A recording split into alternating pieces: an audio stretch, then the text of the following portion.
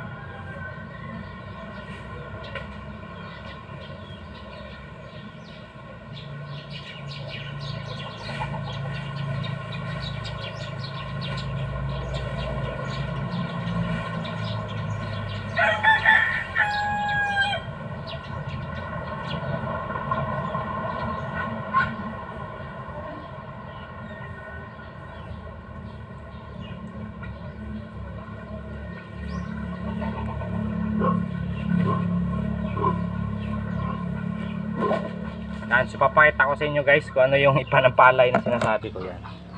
Ito yung malalaking ano ng palay.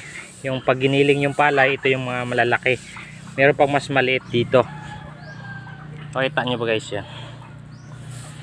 Yan, nilalagyan ko yan paikot.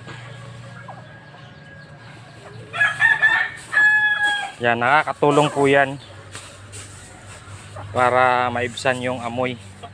Kasi nakaka-absorb ng ano to guys eh. Itong ipa ng palay.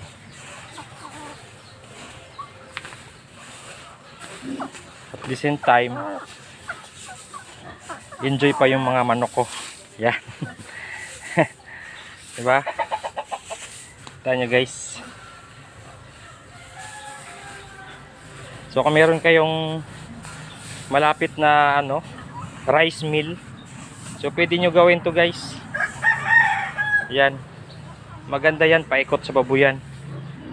Talagang nakakatulong siya na walang amoy masyado yung babuyan natin.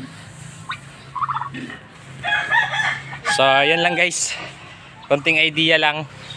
So ito kasi yung ginagawa ko, yan nakikita nyo. Yan, paikot po yan. Tsaka ito yung nilalagay ko sa dumi ng baboy na sinasabi nyo na mabaho. Yan, nilalagyan ko yan pasintabi sa kumakain. Dumi po ng baboy yan. So nilalagyan ko lang yan sa taas. Kahit umulan, umaraw, hindi po nag-i-spread yan. Hindi po kumakalat. Hindi po babaho dahil ginagamitan natin ng ipa ng palay. So yan lang guys, konting idea. Happy farming.